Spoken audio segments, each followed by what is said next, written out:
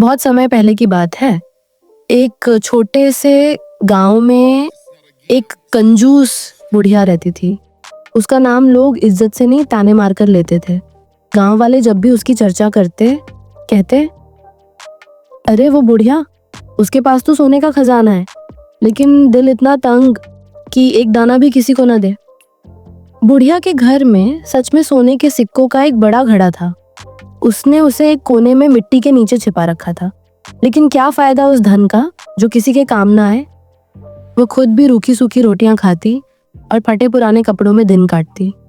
अंदर से वह हमेशा डरी रहती थी कि कोई उसके खजाने का राज ना जान जाए। लेकिन इस डर ने उसके दिल को भी पत्थर जैसा बना दिया था। एक दिन दूर दराज से एक थका हारा भूखा प्यासा यात्री उस गांव में पहुंचा। उसके चेहरे पर सफर की थकान थी, लेकिन आंखों में चमक थी। गांव वालों से उसे बुढ़िया के बारे में सुनने को मिला। वह मन ही मन मुस्कुराया और सोचने लगा, धन तो तभी सार्थक है जब वह किसी के दुख को कम करे। क्यों ना इस बुढ़िया को उसकी सबसे बड़ी कमजोरी से ही उसकी सबसे बड़ी सीख दूं। यात्री ने बुढ़िया के घर का दरवाजा खटखटाया। बुढ़िया ने जैसे ही दरवाजा खोला, उसके रूखे सूखे चेहरे पर गुस्से की लकीरें खिंच गईं।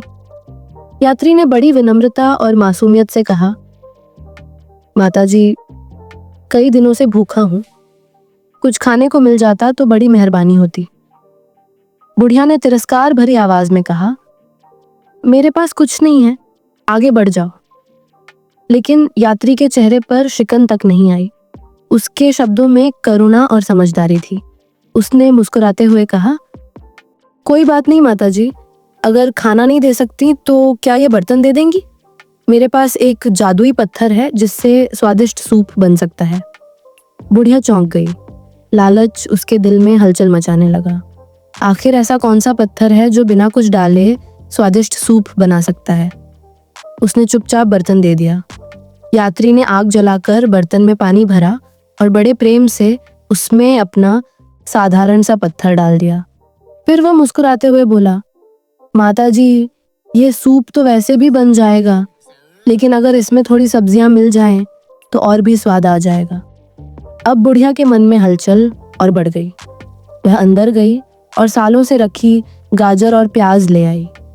धीरे धीरे यात्री ने उसे मांस, नमक, मसाले लाने को कहा और बुढ़िया हर बार लालच में आकर देती गई। सूप बनने की खुशबू पूरे घर में फैल गई। बुढ़िया का कठोर दिल भी इस खुशबू से पिघलने लगा।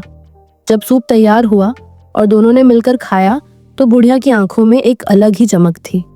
ऐसा स्वाद उसने सालों में नहीं चखा था। तभी यात्री ने बड़े ही स्नेह और ममता भरे स्वर में कहा, माताजी, असली जादू इस पत्थर में नहीं है। असली जादू तो बांटने में है।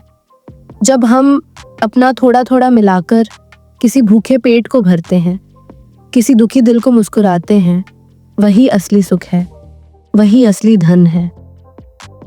यह सुनकर बुढ़िया की आंखों में आंसू आ गए। उसके मन की जमी हुई बरसों पुरानी बर्फ पिघल गई।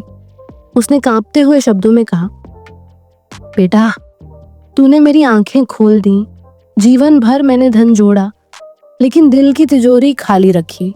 आज समझ में आया कि सच्चा सुख बांटने में है। उस दिन के बाद बुढ़िया बदल गई।